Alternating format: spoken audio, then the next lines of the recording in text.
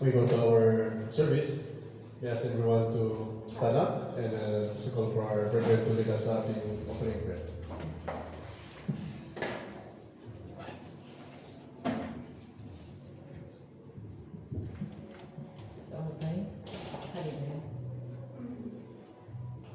Father, in the mighty name of Jesus, we thank you again, Lord Father God, for this opportunity to come, Lord God, and the privilege to come and worship your name, Lord.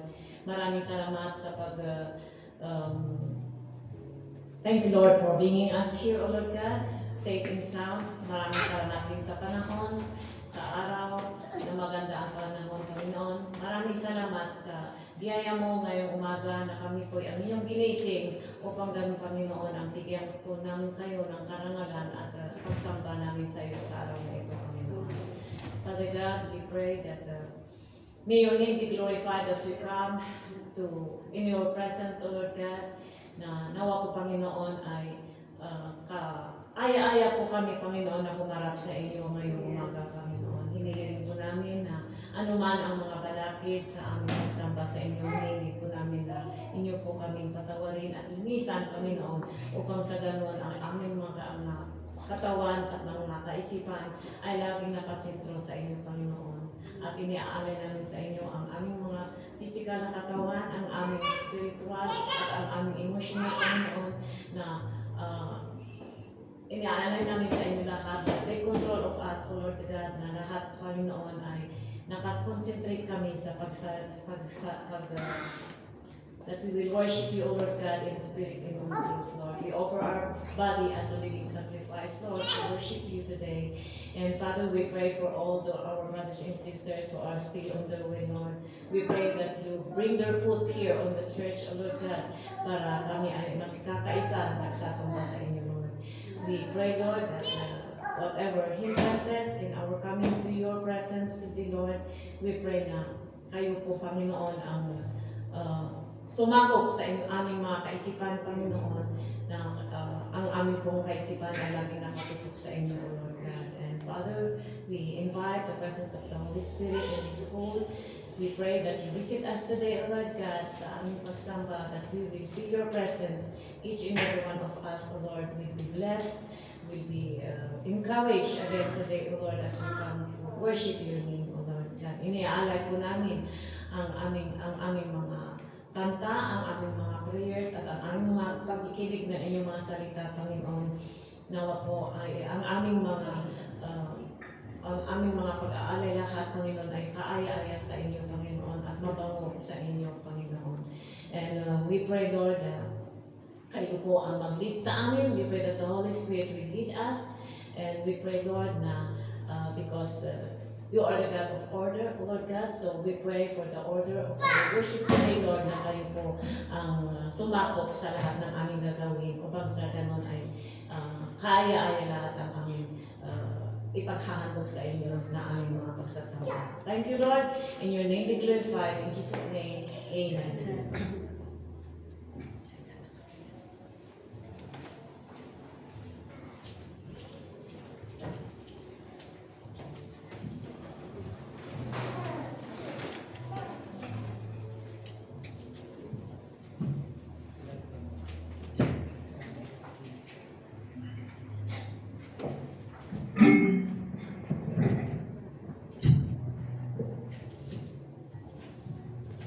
Amen. Hallelujah. Tayo po ay magkamayan. Amen. And we welcome one another in the presence of God. Hallelujah. Tayo umawit at umikot at magkamayan. Amen. Hallelujah. Thank you, God. Awitin natin, we are one in the Spirit. Truly, when the Lord calls us, we are one in the Spirit.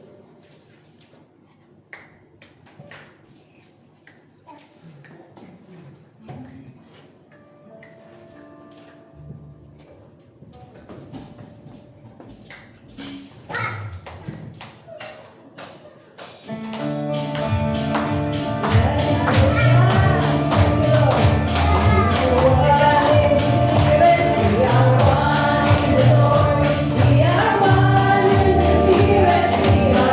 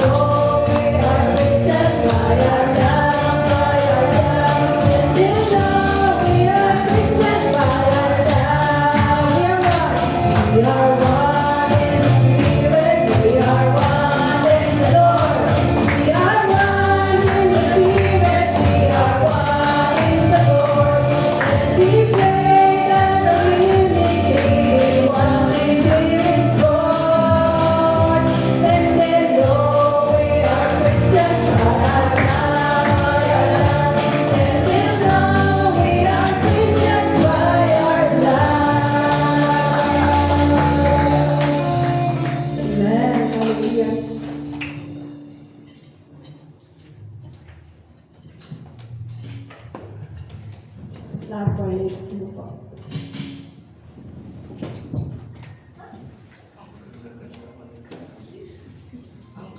Amen. Muli isang magandang araw po sa ating lahat. Amen. Isang napagpalang umaga sa ating lahat po. Amen. A blessed Sunday na ating binigay ng ating Diyos. Amen po sa ating lahat.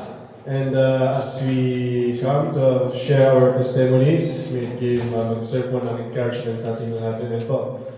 And let me start by saying na on my way dito sa ating holy sanctuary, sa daan po, while I was driving, bigla na lang may narinig akong the sound of car na aking gustong pinapakinggan sa aking tenga.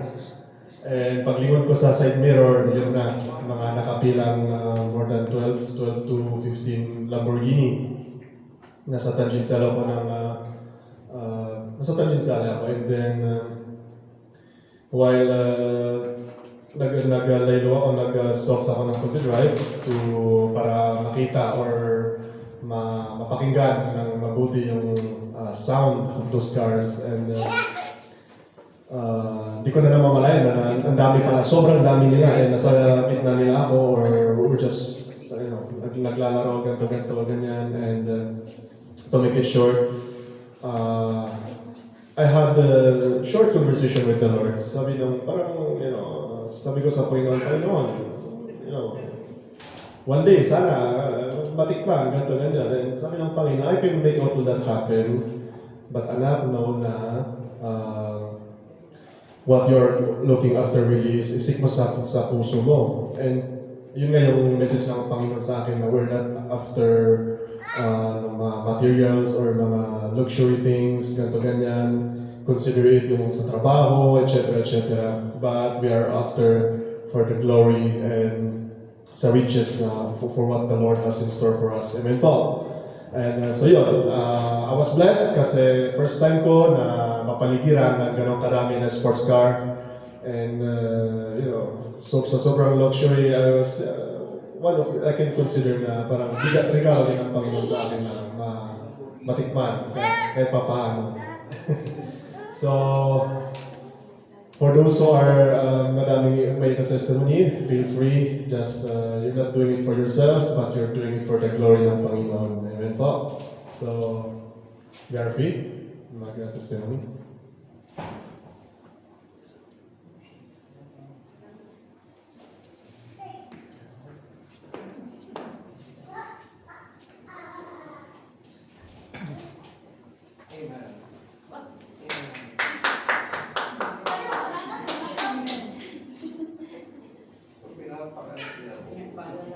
Mamaya yung mga chances na naman, 5 minutes na.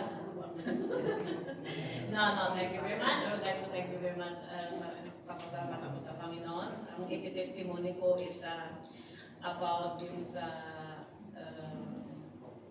examen namin, sa health namin.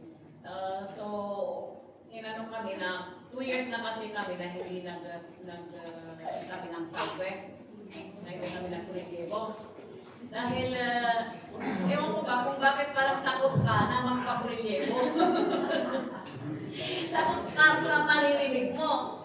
And then, so, 2 years passed, ano kami na magpa-examine ng sakwe, nagpa-analysis. So, that was Tuesday. Tapos, isinabay na yung ano ni Francis, yung vaccine niya sa, ano ba yun? Yung Foco di San Anton. Sinabay na doon. Sabi nila, kailangan daw yung magka-vaccine noon dahil 65 years old na siya. So, tuwing na story short, nagpa-prelievo kami ng Martes ng umaga. Tapos, nagpa-vaccine siya ng umaga din. And then, akala ko, ilang days pa makukuha yung result. Mga alas 4 ng hapon, so nangyari nun ng umaga, nag-work na ako, mga alas 4 o pagpapad ng hapon, tumawag yung doktor namin, yung family doctor namin. Hindi ko nasagot, pero ako tumawag. Ako baka may nakalimutan kami sa clinic. Pinag-call back ako. Tapos, bakit kaya tumawag ako? Tapos, nag-call back ako yung secretary niya, yung ano, siyempre ninervisong ka na dahil bakit ka tinawagan ng doktor? And then, tinawag ako yung secretary, sabi niya, tawa ng Diyos na ano ko naman ka dahil hindi maano mo yung isip ko. Sabi niya, gusto lang ipaalam sa iyo ng doktor na sabi ng doktoresa, ang dapat tutubin yung examen. Gusto niyang ibalita sa iyo na pareho kayo na ang dapat tutubin yung examen. Kung gano'n ka para kabilis ngayon, i-direct na sa mediko. Nagpapasalamat ako sa Panginoon dahil siyempre kung tatawagan ka ng doktor mo, medyo that is important. Pero maraming salamat sa Panginoon dahil kaya nga ako, yung Senyor, kaya nagpapasalamat ako sa Panginoon, nawala na yung ano namin, so after 6 months or 7 months, pwede naman kami prelievo, hindi na ako takot because it takes us 2 years na hindi kami nagpa-prelievo. But maraming salamat sa Panginoon dahil sa gabay at sa kanyang healing sa bawat isa sa atin. Dahil noon is mataas ang cholesterol, mataas ang ganito, but we thank God dahil everything's okay naman sa kanyang dahil sa kanyang grasya. Amen. So, binabalik ko ang I bring back the glory in honor to God. Amen. So, truly, na kaya yung mga natatakot kung na kayo matakot, magpaprinigo na rin kayo. But, because it is also maganda rin dahil we know that God is our healer, but it is also to prevent. So, maraming salamat sa Panginoon.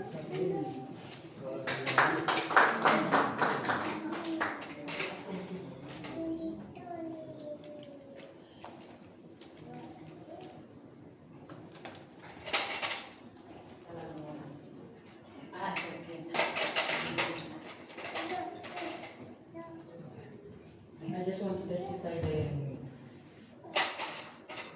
yung kasi kanina umaga we wake up early in the morning mag-prepare and itong gabing ito wala talaga akong tulog dahil ninenervous ako dahil Annabelle pumunta siya sa spray kanina lang and thank God dahil ganito palang mapalayo sa anak ng 16 years na inalagaan mo siya.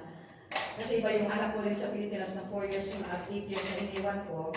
At iba yung anak mo talaga na iniwan mo na, ay yung iiwanan ka, siya mismo ang iiwan sa'yo. Pero thank God pa rin dahil binigyan niya ako ng strength and courage na huwag kong damdamin yung paghiwalay namin kahit nasabihin natin 1 buwan. Pero maraming salamat dahil binibigyan pa rin niya ako ng lakas na yung courage na yung peace of mind na yung sinabi niya na huwag kang matakot na lumayo yung anak mo sa'yo. But keep on praying pa rin na yung paglayo namin ito, yung mabibigyan din siya ng peace of mind at saka yung lakas na yung kung paano at matuto siyang tumayong mag-isa sa sarili niyang paa. And thank God dahil sa kanyang grace pa rin na alaga niya pa rin yung anak ko dun sa pag-iwalay namin ito. Thank you, God.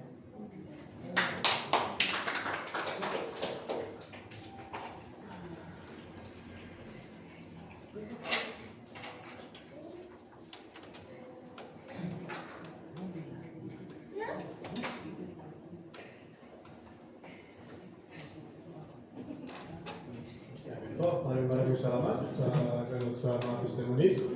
Palakpakan po natin ang Panginoon. Amen. Glory to God. Sa kanya po ang gloria. Hindi po sa ating pansarili, but sa itinataas-taas ng ating Diyos. Amen po. So, may I ask everyone to stand up and atin pong haliyain ng ating kapatid. Hindi taas sa ating Panginoon.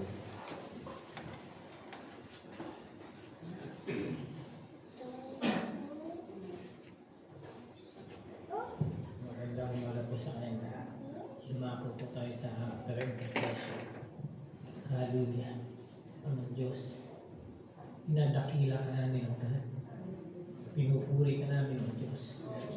Salamat po, Panginoon, sa mga pagkakataon ito na nakakadulog pa sa iyo, O Diyos. Napakadulog na po, Panginoon, ng mundo, O God. Maraming abala, Panginoon, pero kami po may pagkakataon, Panginoon, na lumudulo at lumalapit sa iyo, Diyos. Banal na Espiritu, hiningi ko, Panginoon, hiningi ko aming pagsama.